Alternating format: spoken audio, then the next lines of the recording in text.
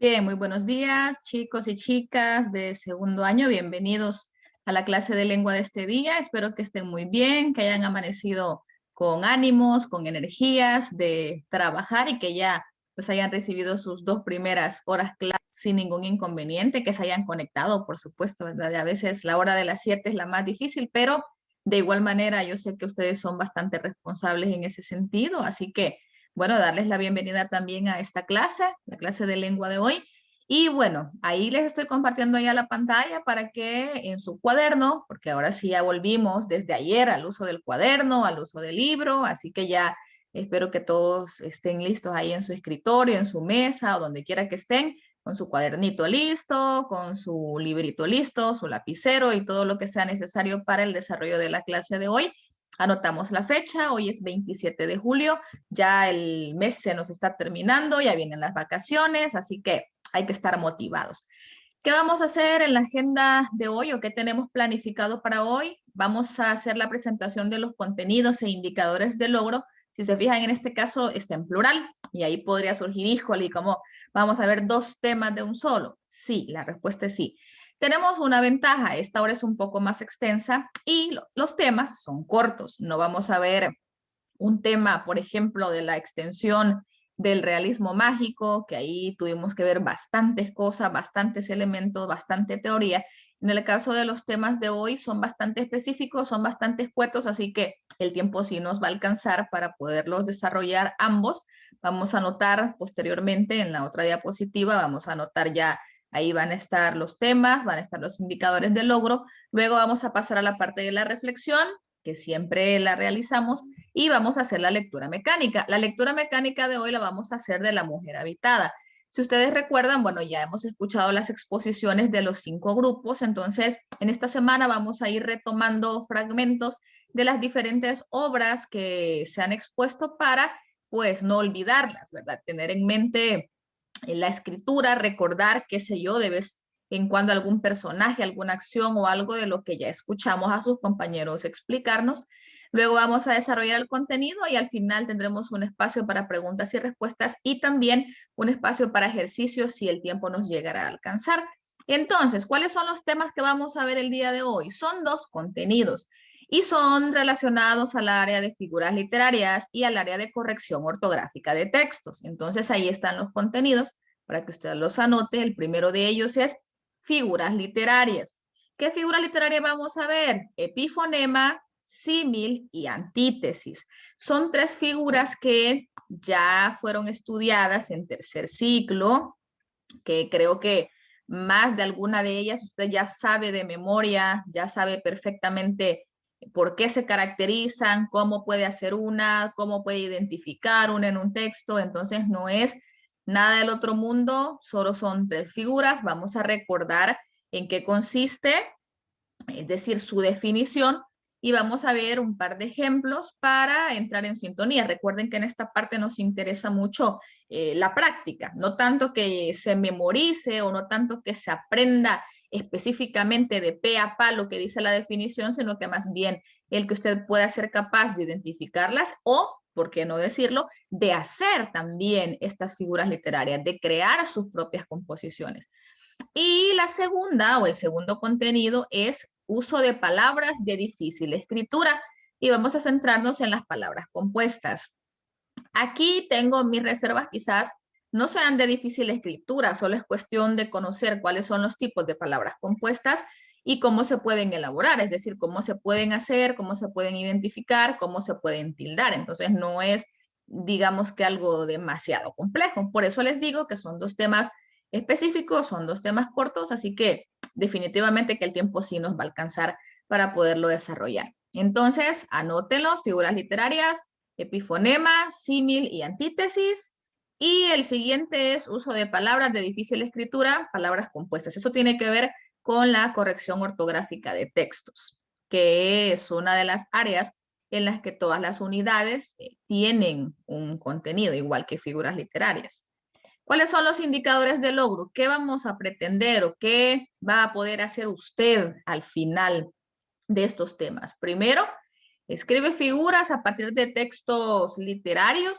Aquí, fíjese, escribe figuras a partir de textos literarios y algunos representativos de la realidad salvadoreña. O sea que la idea es que usted pueda crear sus propios ejemplos de figuras literarias, crear sus propias composiciones. Alguien podría decir, señor, pero yo no voy a ser escritor o yo no escribo. Probablemente en algún momento lo veamos desde esa perspectiva en cuanto a que, no, yo no soy escritor o yo no me pongo a hacer estas cosas, no me gusta, pero a veces de manera inconsciente, cuando escribimos o cuando hablamos, utilizamos las figuras literarias. Entonces, aquí es importante que sepamos reconocer las características y que también las sepamos utilizar, ¿verdad? Que las sepamos emplear.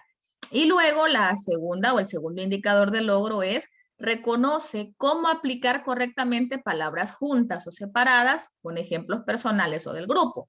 Y aquí en el segundo es que, para comenzar, que recordemos que es una palabra compuesta. Creo que ya la mayoría tiene una idea de qué es una palabra compuesta, por qué se forman o cómo se forman, si llevan o no llevan guión, cuándo se tildan o cuándo no, que son reglas bastante conocidas, son bastante sencillas, no tienen muchísima complejidad.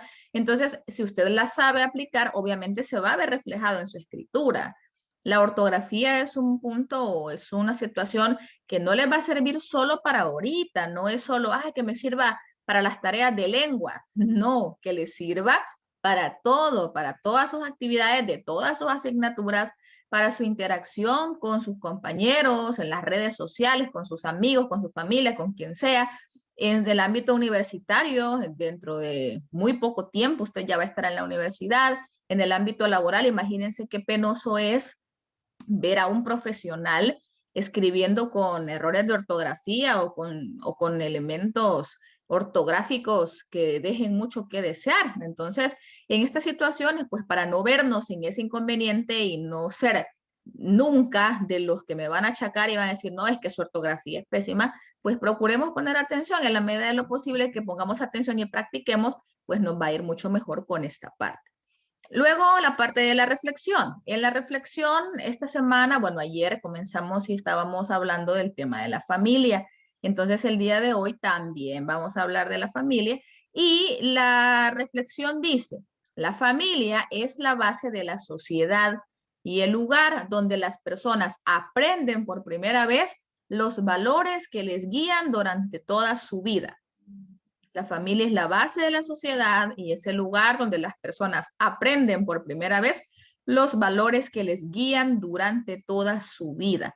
Vamos a ver si alguien se anima a decirnos qué opina respecto a la reflexión, ya sea que active su micrófono y nos diga qué piensa o que nos escribe en el chat su reflexión sobre esta frase. Creo que hemos escuchado muchas veces o que es bastante común esta frase que la familia es la base de la sociedad o que tu primera escuela es la familia o tu primera escuela es la casa, pero en realidad, ¿qué significado tiene o cuál es la trascendencia o cuál es la importancia de la familia? Ayer decíamos que la familia, y de hecho recuerdo que Osiris participaba en la reflexión de ayer respecto a que la familia siempre va a estar ahí para nosotros, entonces debe ser lo primero. Y de hecho, sí es lo primero, desde el momento en el que nacemos, estamos en nuestra familia. Y aquí hay una palabra bien importante también, que es el tema o que es la palabra valores. ¿Por qué? Porque en nuestra familia, cuando somos niñitos, cuando somos pequeñitos, si bien es cierto, aprendemos a hablar, decimos nuestras primeras palabras, empezamos balbuceando, empezamos a decir quizás mamá, papá, pacha, no sé cuál habrá sido la primera palabra que usted aprendió, pero también empezamos a aprender valores y estos valores no se aprenden solo con palabras, no es que me digan, vaya, mire, a un niño de, ¿qué? 6 meses, esto es el respeto, o a niño de 1 año, esto es el respeto y la definición, origen etimológico de la palabra, no, sino que aprendemos con ejemplos también. Y estos ideales o estos valores que aprendemos en la familia, cuando somos pequeños, nos guían y nos dirigen durante nuestra vida. Entonces, ¿qué es la importancia aquí?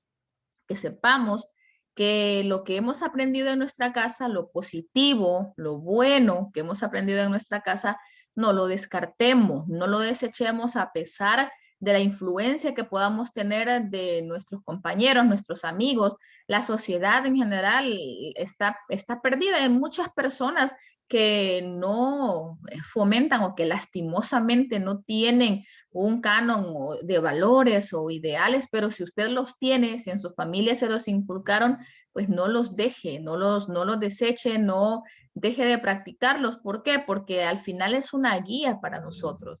Lo que aprendemos en nuestra casa, en nuestra familia, es una guía que nos va a dirigir y que en la medida de lo posible que procuremos mantenerlos o mejorarlos, porque para atrás ni para agarrar impulso, ¿verdad? Lo importante es que nosotros sepamos y que procuremos que estos valores y que las situaciones positivas que aprendemos en la familia, pues que nunca las dejemos de practicar. Y si en la familia pasan cosas negativas, pleitos, inconvenientes, que también es normal, pues esto es lo que debemos procurar no imitar, porque a veces hay gente que se escuda en lo que podemos decir es que mi familia pasa o hacen esto, entonces yo también lo voy a replicar. Si son cosas negativas que no nos ayudan a crecer, ni tampoco a ayudar a los demás, entonces hay que también tener el discernimiento para saber qué es lo correcto y qué no lo es. Entonces vamos a pasar a la parte de la lectura mecánica, que ya les decía que vamos a leer un fragmentito de La Mujer Habitada.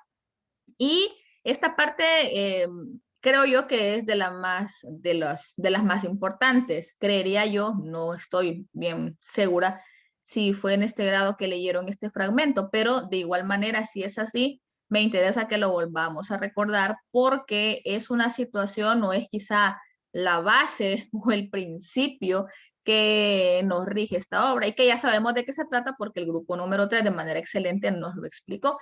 Entonces vamos a ver, siguiendo el orden de las lecturas mecánicas que habíamos traído desde hace un par de semanas, porque hemos cambiado la modalidad, la última persona que leyó de su sección fue Andrea Elisa. Entonces, obviamente faltaron muchos, ¿verdad? Me salté desde el número 8 hasta el 15, que fue Ángela, y luego de Ángela nos saltamos a 17, que fue Ivania, que también leyó, y luego nos saltamos al 19, que es Andrea Elisa. Pero si seguimos ese orden de la lista, le tocaría leer a Brian. Entonces, Brian, si estás aquí, ¿crees que nos puedes ayudar a hacer la lectura de este fragmento? Solo es ese pedacito y solo es leer. ¿Será que nos puedes ayudar? Porque si estás conectado, ya te observé que sí ingresaste. ¿Se me escucha, señor? Sí, hijo, sí se escucha. Vale. Adelante, gracias. Al, aman- vale. Al amanecer emergí, extraño es todo lo que ha acontecido desde aquel día en el agua. La última vez que vi a Yarinze, los ancianos decían en la ceremonia que viajarían hacia el Tlalocan, los jardines tibios de Oriente, país del verdor y de las flores acariciadas por la lluvia tenue. Pero me encontré solo por siglos en una morada de tierra y raíces, observadora asombrada de mi cuerpo deshaciéndose en humus y vegetación. Tanto tiempo teniendo recuerdos, viviendo en la memoria de maracas, estruendo de caballos, los motines, las lanzas, las angustias de la pérdida, Yarince y las nervaduras fuertes de su espalda. Hace días que no oía pequeños pasos de la lluvia, las grandes corrientes subterráneas acercándose a mi morada centenaria, abriendo túneles, atrayéndome a través de la porosidad húmeda del suelo. Sentía que estaba cercano el mundo. Lo veía acercarse en el diferente color de la tierra. Vi las raíces, las manos extendidas, llamándome y las fuerzas del dato me atrajo irremisiblemente. Penetré en el árbol, en su sistema sanguíneo, lo recorrí como una larga caricia de sábila y vida, un abrir de pétalos, un estremecimiento de sentí su tacto rugoso la delicada arquitectura de sus ramas y me extendí en los pasadizos vegetales de esta nueva piel, desperezándome después de tanto tiempo, soltando mi cabellera, asomándome al cielo azul de nubes blancas para oír los pájaros que cantan como antes. Muy bien, Brian, muchísimas gracias, hijo, por ayudarme con la lectura mecánica de este día. A partir de hoy vamos a ir retomando las lecturas. Como les digo, esta semana vamos a leer fragmentos de las obras que ya se expusieron y bueno, les voy a pedir siempre su ayuda. La idea de esto es mejorar nosotros, bueno, mejorar ustedes en esta parte. Yo creo que el miedo, el pánico escénico con la parte de las exposiciones ya se nos pasó. Ya no creo que a esta altura alguien todavía se ponga muy nervioso para leer y de igual manera solo es centrarse o limitarse a leer lo que está ahí, ¿verdad? No es mayor explicación y no es mayor intervención. Así que muchas gracias, Brian, por ayudarnos con la lectura de hoy. Y bueno, vamos a dar entonces paso a lo que nos interesa en este caso.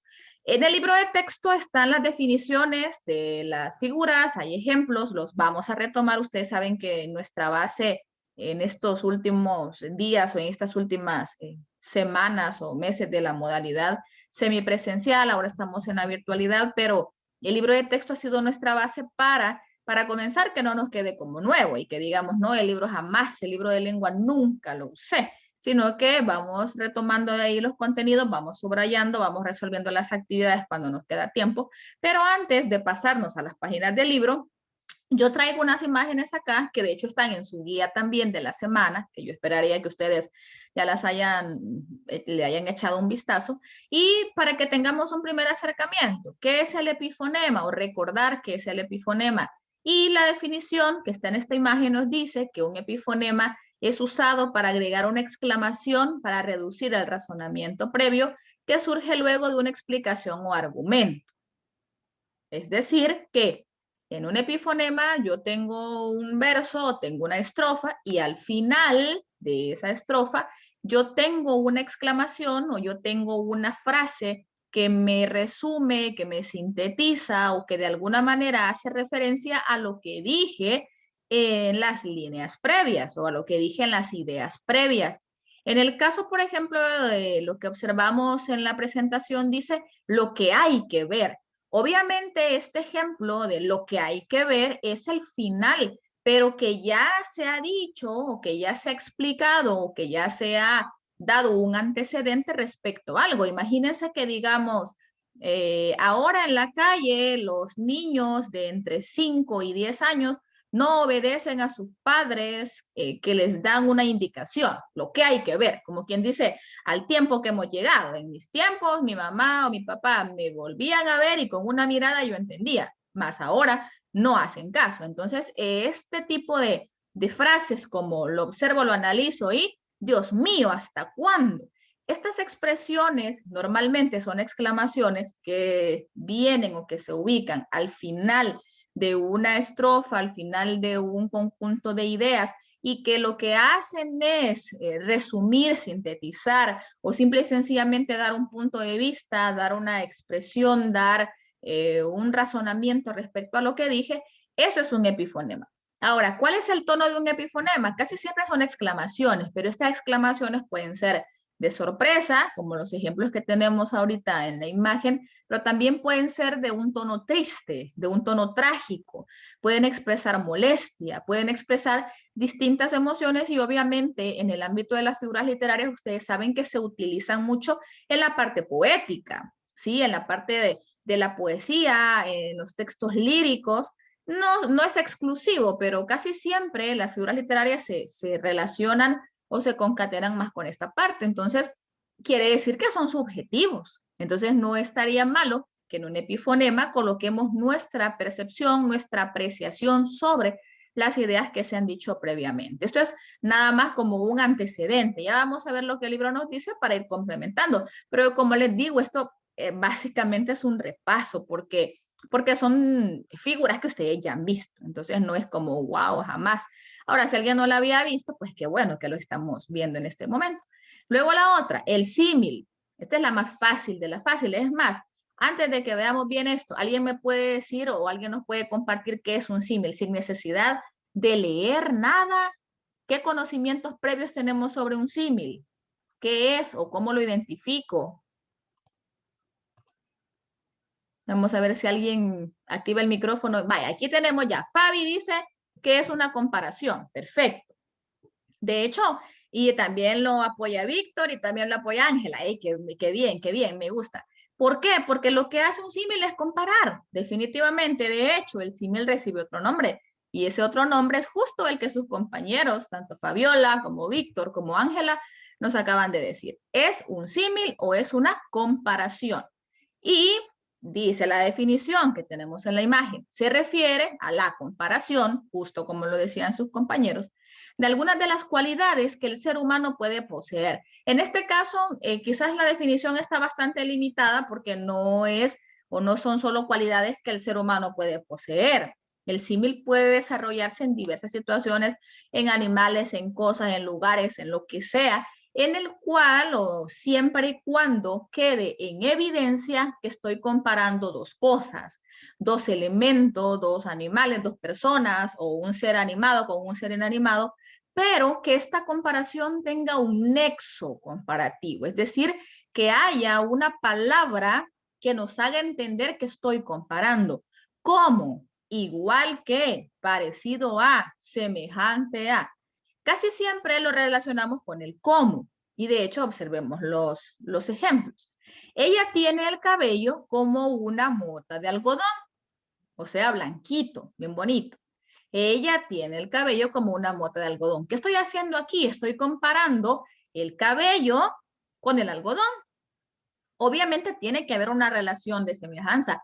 Se tienen que parecer en algo, si no, ni siquiera sería lógico que se llamara comparación, ¿verdad?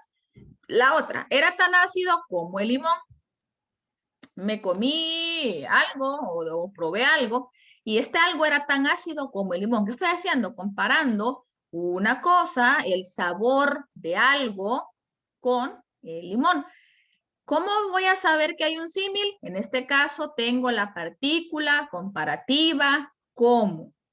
Ella tiene el cabello igual a una mota de algodón. ¿Está comparando? Sí. Ella tiene el cabello parecido a una mota de algodón. ¿Estoy comparando? Sí.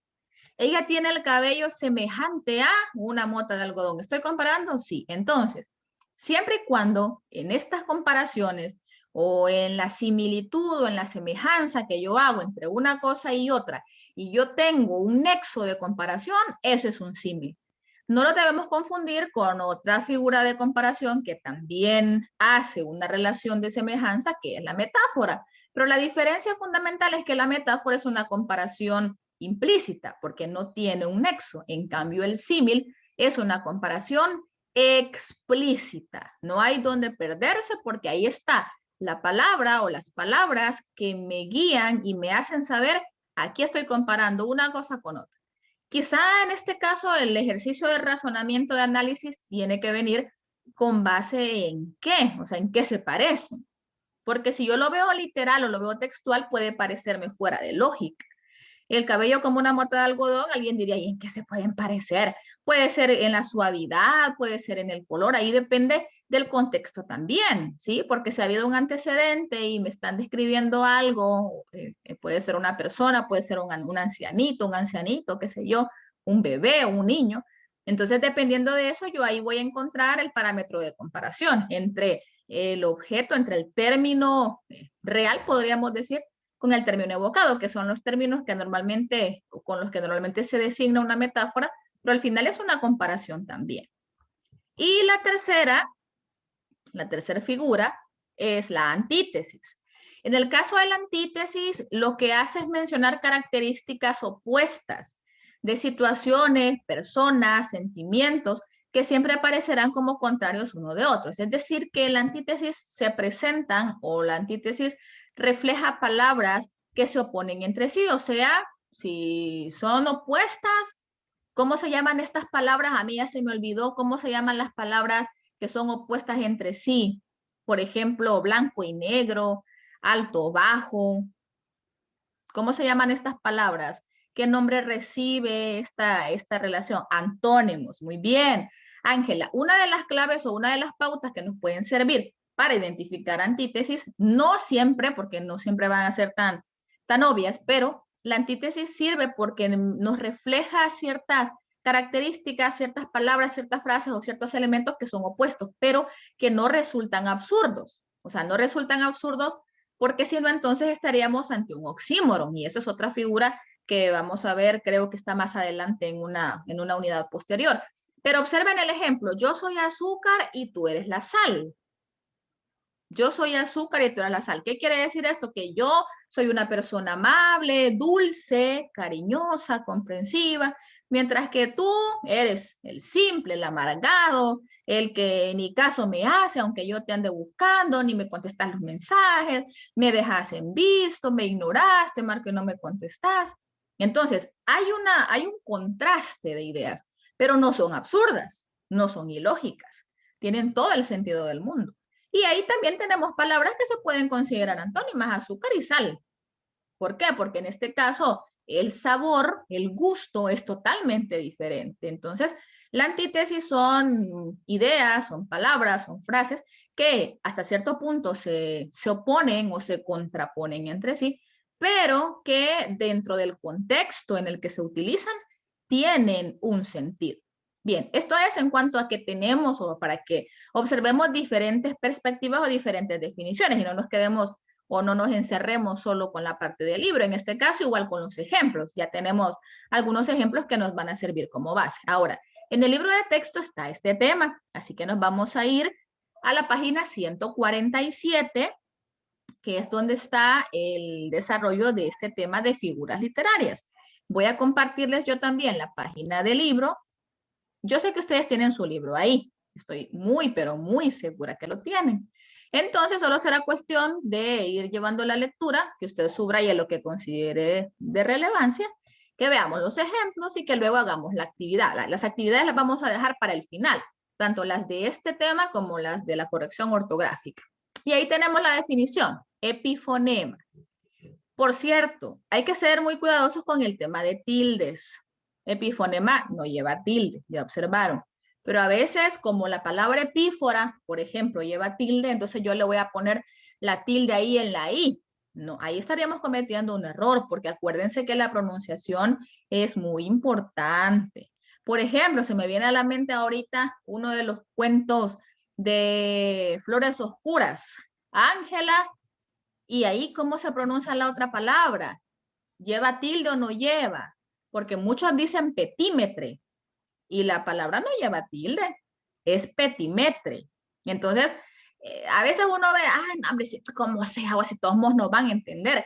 Sí, es obvio, nos vamos a entender, pero hay que tener mucho cuidado con el tema tilde, sobre todo porque estamos también intentando mejorar nuestra ortografía. Vale, pero después de esa digresión, después de ese paréntesis, la definición de epifonema dice, consiste en expresar la idea principal de una reflexión profunda de manera concisa y enérgica al final del texto, como síntesis o conclusión. En muchos casos, el epifonema es una reflexión que envuelve un lamento. Bien, no está alejado de lo que habíamos visto en la diapositiva, en la presentación. Expresa una idea principal. Obviamente lo que se tiene que decir es algo de peso. ¿Por qué? Porque si yo la voy a utilizar como síntesis, como conclusión, como cierre de las ideas o de un texto previo, entonces obviamente debe tener una relación bien directa, bien específica y englobarme, si es posible, la totalidad de lo que he dicho.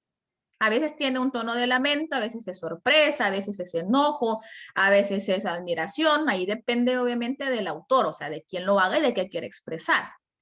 Veamos el ejemplo. Me demoré 9 años en decirle adiós.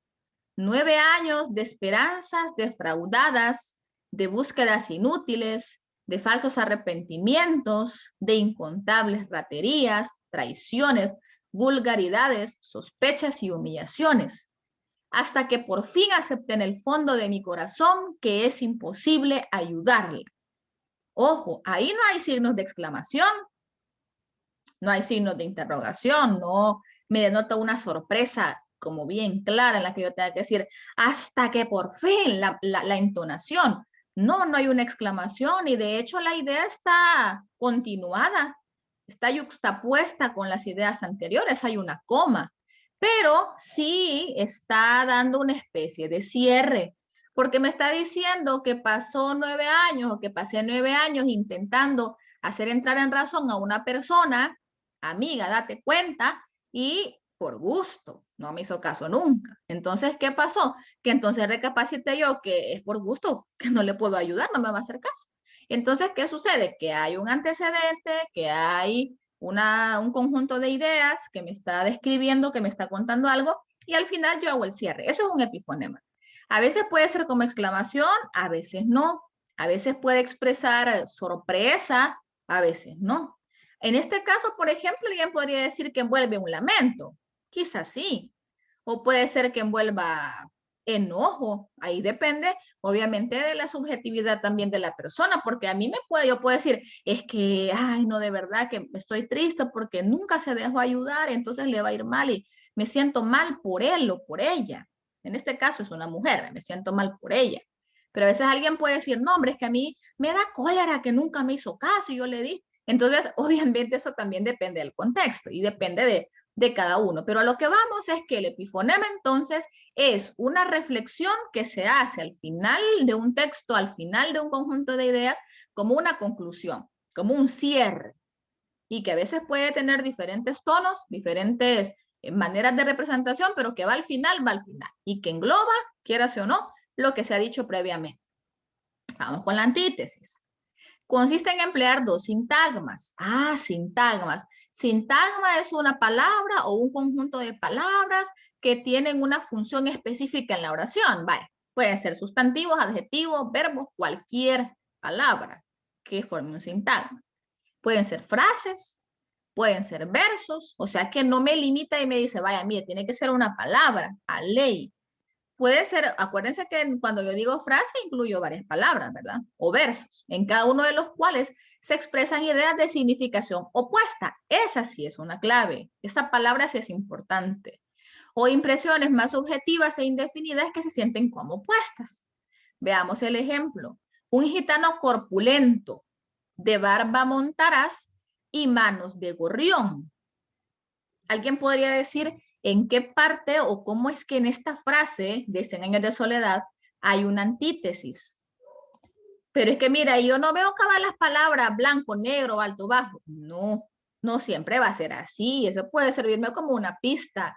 Y de hecho yo podría quizás sustituir ahí algunas palabras por un adjetivo que me indique una palabra y por otro adjetivo que me indique el antónimo de esta. Pero vaya, ¿cómo entendemos esto?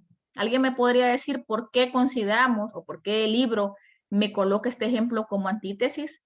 Un gitano corpulento, de barba montaraz y manos de gorrión. Alguien diría, yo no le entiendo a eso, saber qué quiere decir, la verdad. No sé. Gitano corpulento, grande, fuerte, cholotón, bien ejercitado. Barba montaraz, también fuerte. Se representa como el cholo, así todo barbudo, una gran barba, un bigote, el pelo así grande, así como salen en las películas, los vikingos o qué sé yo.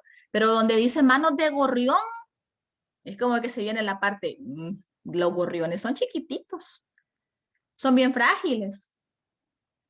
Ah, o sea que quizás tiene las manos suaves, delicadas, o quizá no tenga fuerza, que solo sea el plante, como decimos, la imagen. Entonces, hay una antítesis, ¿por qué? Porque me está diciendo que es corpulento, que tiene barba montaraz, y eso me lleva a mí a pensar en un hombre grande, fuerte, cholotón, y me viene saliendo que son manos de gorrión. Entonces, ahí está la antítesis. ¿Por qué? Porque en los sintagmas, o porque en este caso, al decir corpulento o al decir gitano corpulento con manos de gorrión, como que en un momento no encajaría bien, yo diría, bueno, entonces me confundo, pero no es cuestión de confundir, es cuestión de denotar una oposición.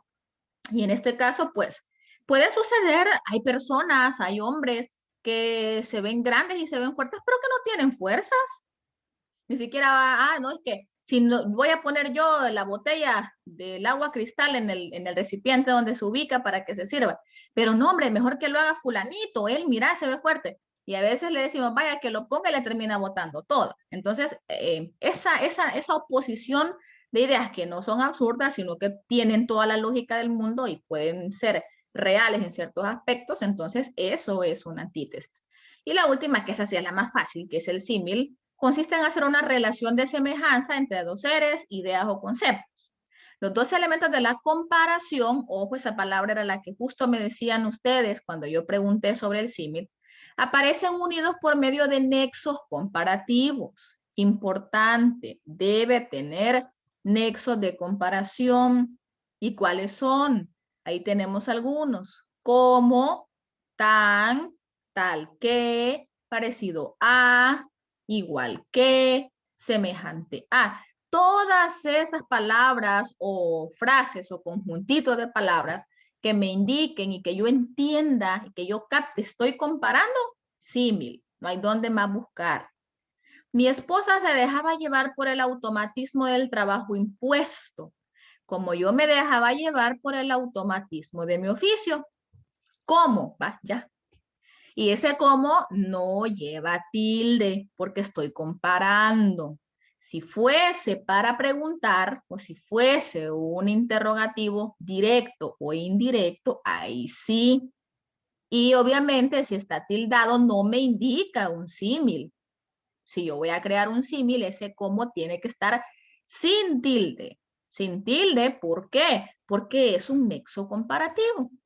Mi esposa se dejaba llevar por el automatismo del trabajo impuesto, tanto como yo me dejaba llevar por el automatismo de mi oficio. Tanto como. Estoy comparando. Ella igual que yo, ¿vale? Símil.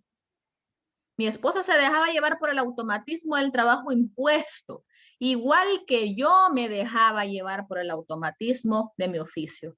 O sea que tampoco hay que decir, el símil es el que utiliza cómo, y abrazar esa idea y decir que el cómo, el cómo, el cómo, el cómo. Sí es la más utilizada, no lo vamos a negar, pero no es la única. Hay muchos nexos que son comparativos. Bien, respecto a esto, ¿hay alguna pregunta? Si se fijan, son tres figuras bien sencillas. Yo creo que solo es cuestión de evocarle sus recuerdos y decir, no, hombre, sí, ya me acordé. Ya lo habíamos visto allá en octavo, en noveno, en séptimo, no sé, no recuerdo yo específicamente en qué grado lo vieron, pero que en tercer ciclo se vio, sí. Vale. Si no hay preguntas, entonces vamos a pasar a la otra parte, que es la escritura de palabras compuestas. Estamos en la página 153. Váyanse a la página 153. De este tema solo es este cuadrito, miren. No es mucho. Ay, qué chivo, ya vamos a terminar, es fácil.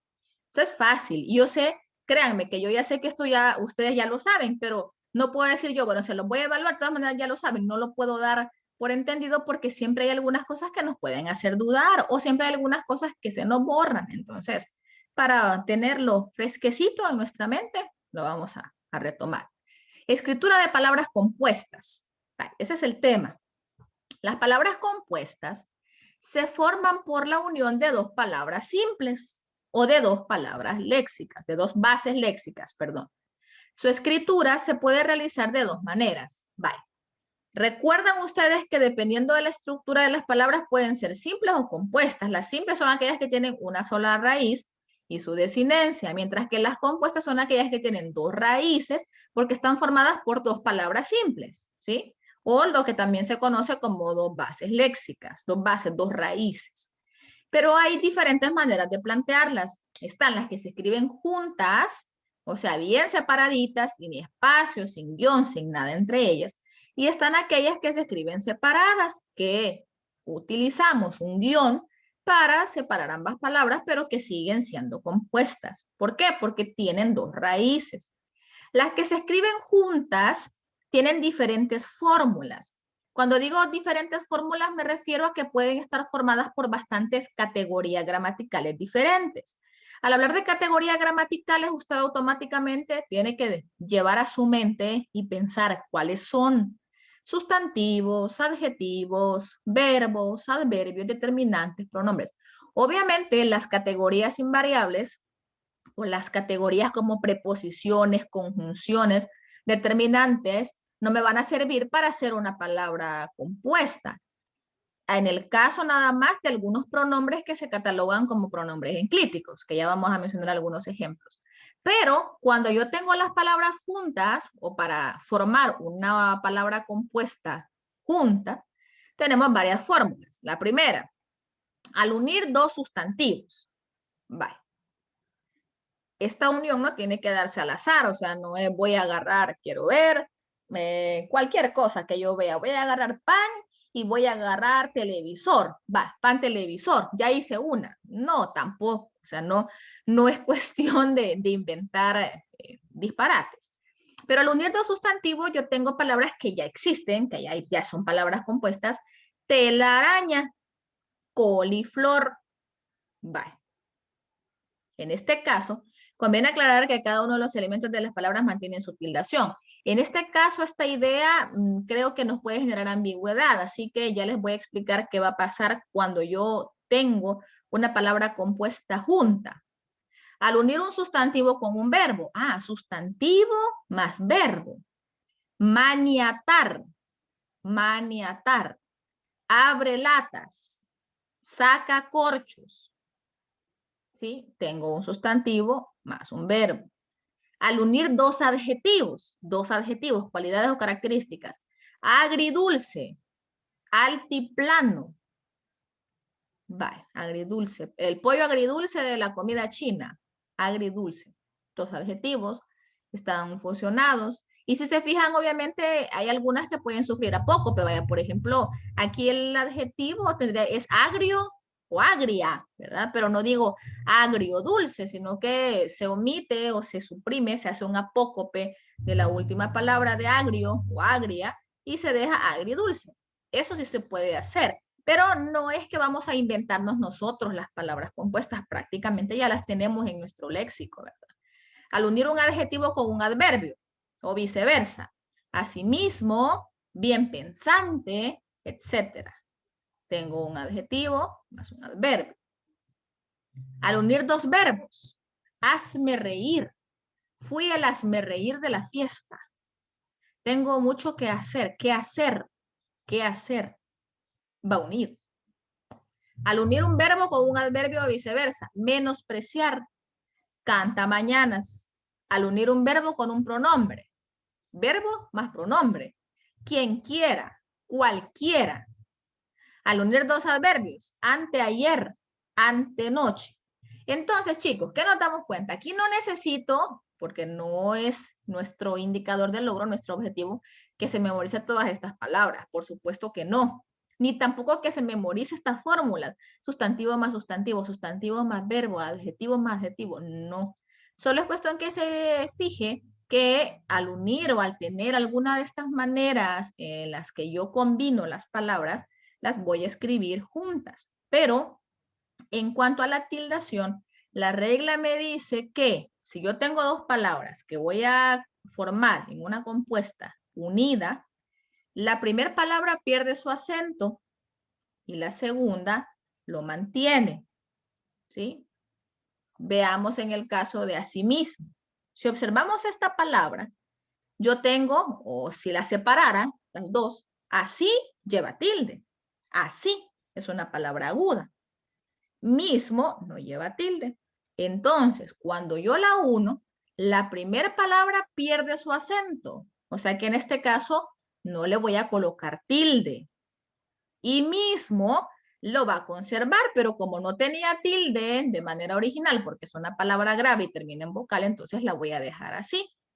Ojo, cuando las palabras se escriben juntas, cuando yo formo una palabra compuesta que está juntas, es decir, unidas, sin ningún nexo, sin ningún guión ni nada por el estilo, la primera palabra pierde su acento, pierde su tildación si tuviese, según la regla, ¿verdad? Y la segunda lo mantiene. Vean qué pasa con hazme reír. Hazme no lleva tilde. Es el verbo haz más el pronombre me, ¿verdad? Hazme. Reír sí lleva. Reír. Si no diría reír, ¿verdad? Hay un hiato. Entonces, la primera pierde su acento. De igual manera, en este caso no llevaba tilde. Entonces, hazme queda igual, pero reír sí tiene. ¿Por qué? Porque originalmente sí tenía. Entonces, la primera pierde su tildación, pierde su acento, y la segunda lo mantiene. A diferencia de lo que pasa con las palabras compuestas separadas. Y la tenemos aquí a la derecha. El guión se utiliza para vincular en determinados casos los dos elementos que integran una palabra compuesta. Ejemplos: teórico práctico, histórico crítico, austrohúngaro, escuela taller, artístico literario, épico lírico. Si se fijan en este caso, las palabras también son más extensas. Entonces, al crear una palabra compuesta, unida, teórico práctico, porque son con bastantes sílabas, son palabras polisílabas, como que eso quedaría un poco extraño, un poco chueco. Y en este caso sí se aclara que los elementos o sea, las dos palabras que me forman la palabra compuesta mantienen su tildación. Ahí no voy a violentar, no voy a hacer nada. Teórico lleva tilde, práctico también, se las dejo a las dos. Histórico lleva tilde, crítico también, se las dejo a las dos. Austro no lleva tilde, húngaro sí, se la dejo a húngaro porque es la que tiene. Entonces no voy a andar complicándome si le quito o no le quito, si se tiene que dejar o no se tiene que dejar.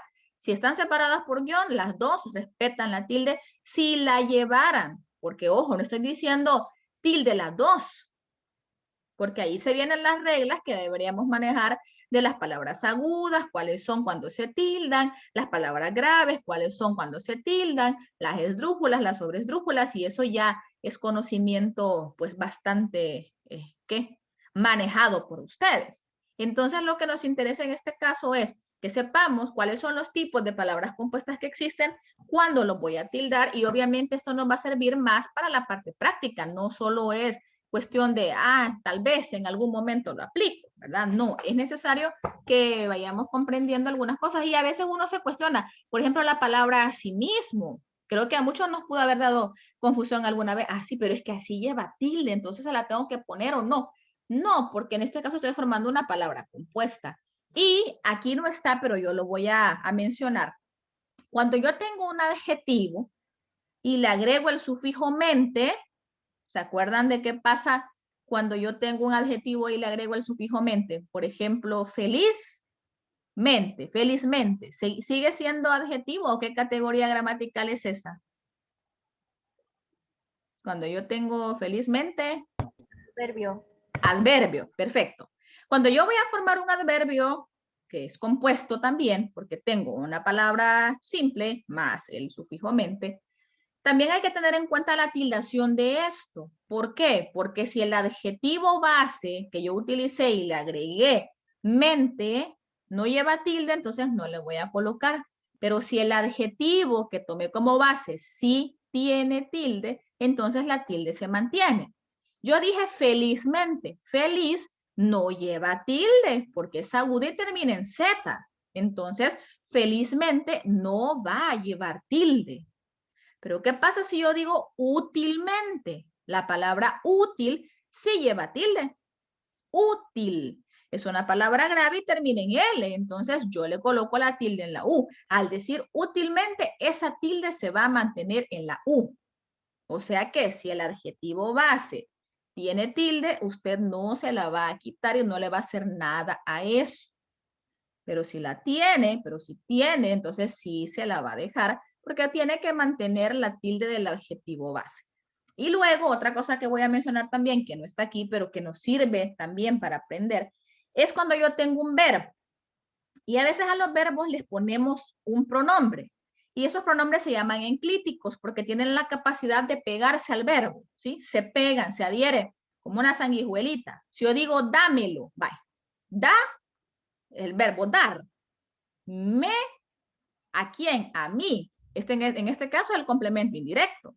Lo, y ese lo es el complemento directo, también es pronombre. Pero cuando yo pronuncio, yo digo dámelo, automáticamente yo tengo que fijarme dónde está la sílaba tónica de esa palabra. Y si yo digo dámelo, entonces la mayor fuerza está en da. Y ahora yo cuento, última, penúltima. Ah, es una palabra esdrújula. Y las esdrújulas se tildan siempre. Entonces, usted le va a poner tilde ahí. Señor, pero mire, si yo digo, da la mano a tu hermano, ese da no lleva tilde. ¿Y por qué le va a poner tilde a dámelo? Porque ya le metí otras partículas, porque ya le metí pronombres que me hacen que la palabra sea más larga. ¿Sí? Entonces, en esos casos, no tiene que pensar, los monosílabos no llevan tilde. No todos, a menos que tengan tilde diacrítica. Entonces, como da no lleva tilde, entonces dámelo tampoco lleva. Error. Porque aquí lo que importa o lo que tiene que fijarse usted es la pronunciación. Dámelo. Otro, tómalo. Toma. Toma. Lo. El lo es el pronombre que le voy a pegar, el pronombre enclítico. Entonces, la palabra toma por sí sola no lleva tilde. Toma. Toma. Ojo la pronunciación. No dije toma, dije toma. Entonces es una palabra árabe, pero termina en vocal, no lleva tilde. Pero ¿qué pasa cuando yo ya digo tómalo? Tómalo. Le puse una sílaba más. Entonces al ponerle una sílaba más, deja de ser una palabra árabe y se transforma en esdrújula. Entonces le tengo que poner tilde en la O de to, porque ya la transformé. Entonces, cuando usted tenga este tipo de composiciones, porque al final son palabras que se van complementando por diversas categorías gramaticales, que en este caso son pronombres, tiene que pensar usted siempre en dónde está la sílaba tónica y también pensar o darse cuenta o recordar cuáles son las reglas básicas de tildación, agudas, graves, esdrújulas y sobreesdrújulas. Entonces, bueno, nos vamos a quedar hasta acá porque tengo un minuto y quiero pasar la asistencia antes que nos retiremos, pero vamos a hacer los ejercicios en la otra clase, ¿de acuerdo? Porque ahorita vimos la teoría, pero sí me interesa que hagamos la práctica, que son los ejercicios del libro. No es un montón de cosas, pero sí nos sirve para fomentar o para acentuar y fijar mejor nuestro contenido. Así que espero que nos haya quedado claro esta parte. Voy a dejar de compartir y voy a pasar la asistencia. Yo voy a mencionar sus nombres y ustedes me hacen el favor de decir presente o escribir en el chat presente, porque aquí lo tengo activo. Voy a ir por número de lista. Así que Marjorie, Rebeca, ahí está. Muy bien, perfecto. Gracias, hija. Marian. Vaya, Marjorie contestó. Marian, todavía no. Rodrigo Ariel. Presente. Muy bien, hijo, gracias. Alessandro René. Vamos a ver si está, pero no lo he escuchado. Ahí está, muy bien, ya vi su mensaje. Víctor. Presente. Muy bien, gracias, hijo. Iris.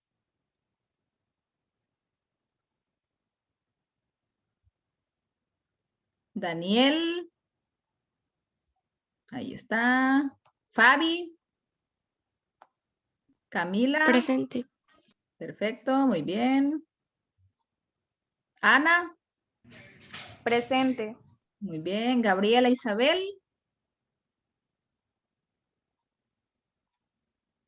No está Gabriela. No. Andrea Naomi. Daniel Parras. Ahí está. Ángela. Presente. Perfecto. Gabriel Omar. Presente. Bien. Ivania. Camila Ximena. Ahí está Ivania. Camila también. Elisa. Andrea Elisa. Presente, señor. Muy bien, hija. Gracias. Brian. Brian nos leyó. Presente, ¿verdad? señor. Muy bien. Ángel. Presente. Perfecto. René.